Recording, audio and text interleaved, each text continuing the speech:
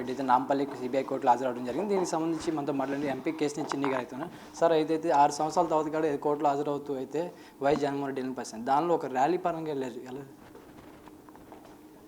నేరస్తులకి కొత్త ప్రవచనాలు వస్తున్నాయి. చూస్తుంటే కోర్టులకి ర్యాలీకి వెళ్తారు. అసలు ఎక్కడన్నా ఉందా దేశంలో ఎక్కడైనా ఇటువంటి పరిస్థితి? అసలు కొత్త ఆలోచనలు నేరస్తులు ఇస్తున్నారు.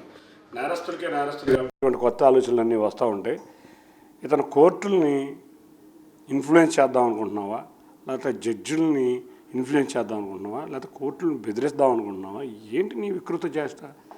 రేపు నుంచి ప్రతి రౌడీ గోండా కూడా కోర్టులకి ఈ విధంగా వెళ్ళాలని ఒక మోడల్ ఎగ్జాంపుల్గా ఒక మోడల్గా నిలబడదాం అనుకుంటున్నావా? ఇతను ఒక మోడల్గా నిలబడదాం అనుకుంటున్నట్టున్నాడు నేరస్తులకి, గంజాయి బ్యాచ్కి, బ్లేడ్ బ్యాచ్కి. అందుకే ఈ విధమైన ర్యాలీలతో వెళ్తున్నా. అసలు ఎప్పుడైనా చూసాం ఇటువంటి విడ్డూరం? ఎన్నో వేల కోట్లు ప్రజాధనాన్ని బొక్కి 6 సంవత్సరాల నుంచి కోర్టులకు వెళ్లకుండా ఇవాళ ర్యాలీగా కోర్టులకు వెళ్ళి కోర్టులని మీరు చేస్తున్నావా? అర్జెంటుగా దీని సుమోటో కింద కోర్టులు తీసుకోవాలి. ఎందుకంటే ఏమిటి ఆ ర్యాలీ ఏంటి, ఆ లోకం ఏంటి, ఆ బంజాయి బ్యాచ్ ఏంటి, ఆ బ్లేడ్ బ్యాచ్ ఏంటి, పాపం నిరుపేదలైన కూలీలను ఇబ్బంది పెట్టడం ఏంటి, వాళ్ళని కూడా తీసుకురావడం ఏంటి? ఇటువంటి వికృత చేష్టలు చేస్తున్నావు కాబట్టి ప్రజలు బుద్ధి చెప్పారు. తప్పకుండా ప్రజా జీవితంలో నీకు తగిన శాస్తి జరుగుతుంది. సార్ సామాన్యం చూసుకుంటే దాన్ని కోర్టుకి ఒక వాయిదా కానీ వెళ్ళాలంటే ఎవరైనా సరే వెళ్ళారంటే అది ఒక టైం పీరియడ్, అంటే ఒక టైంకి పిలుస్తారు, ఆ టైంలో హాజరవ్వాలి లోన్ అని ఉంటుంది. కానీ ఒక కొన్ని నిమిషాల వ్యవధిలోనే అక్కడ జరిగిపోయిందంతా.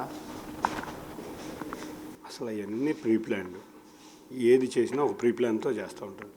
నేరస్తుడి మనస్తత్వం కాబట్టి ఎప్పుడూ కూడా నేరస్తులు ఏ విధంగా ఆలోచిస్తారో, నేరస్తులకి ముఠానాయకుడు కాబట్టి ఇంకా ఎక్కువగా ఆలోచిస్తూ ఉంటాడు. కోర్టులోకి వెళ్ళటం, ఏదో ర్యాలీగా వెళ్ళటం, నేను వస్తే కోర్టులకి ఈ విధంగా వస్తాను, నేను రాజుని, నేను రారాజుని అంటే కోర్టులకి వెళ్ళేవాడు కూడా రారాజు ఫీలింగేనా? ఇంకా అతనికి ఆ భ్రమంలోంచి పోలా. ముందు అర్జెంటుగా ఒక సైకియాట్రిస్ట్కి చూపిస్తే బెటర్గా ఉంటుంది అతన్ని. అంతేకాకుండా నేర ప్రవృత్తి ఉన్నవాడు కాబట్టి రకరకాల వికృత ఐడియాలతో ముందుకు వస్తూ ఉంటాడు. ఇతన్ని సభ్య సమాజం చీకొట్టింది. వాళ్ళ హైదరాబాద్ వాసులు అయితే మాత్రం అసలు జగన్ అనేవాడు హైదరాబాద్కు రాకూడదని కోరుకుంటున్నారు. తప్పకుండా ఇటువంటి వ్యక్తుల వల్ల రాష్ట్రానికి ఒక శనిలాగా పట్టుకున్న వ్యక్తిత్వం.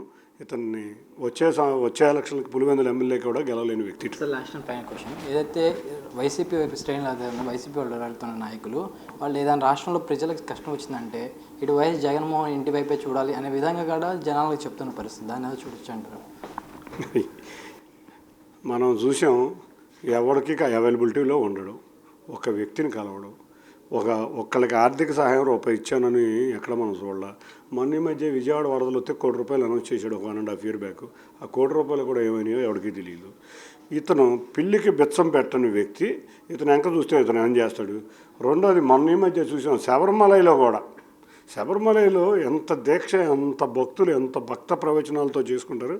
అక్కడ కూడా జగన్ పాస్టర్లు ఈ వికృత చేష్టలకి యొక్క రూపం ఇది. అంటే అక్కడ ఉన్న ప్రశాంతతని, అక్కడ ఉన్న ఆధ్యాత్మికతను కూడా చెడగట్టే విధంగా ఇతను బిహేవ్ చేస్తున్నాడు. ఇటువంటి వ్యక్తులు నేరస్తులు కొత్త ఐడియాలు, ఎట్లాంటి ఐడియాలు వస్తూ ఉంటాయి. అందుకనే రేప బోర్డులు, రేప అని ఇంకోటి తలనగలు కొడతామని ఇటువంటి చేష్టలన్నీ చేస్తూ ఉంటారు. కాబట్టి ఇతన్ని అసలు సంఘం నుంచే బహిష్కరించాలని కోరుకుంటున్నాను.